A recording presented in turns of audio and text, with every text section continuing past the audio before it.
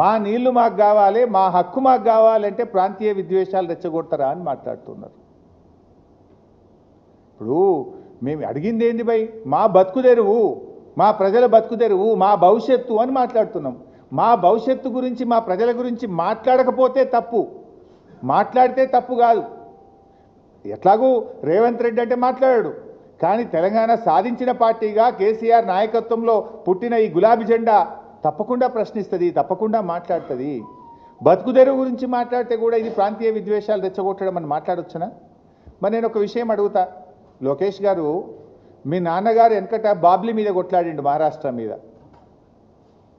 కర్ణాటక ఆల్మట్టి ఎత్తు పెంచుతా అంటే దాన్ని కూడా వ్యతిరేకిస్తూ అనంతపూర్లో పోయి కొట్లాడిండు మీ నాన్నగారు. మరి మీ నాన్నగారు బాబ్లీ మీద కొట్లాడినా, ఆల్మట్టి మీద కొట్లాడితే అది కూడా ప్రాంతీయ విద్వేషాలు రెచ్చగొట్టడమేనా? ఆ రోజు మీ నాన్నగారు కొట్లాడింది కూడా ప్రాంతీయ విద్వేషాలు రెచ్చగొట్టడమేనా?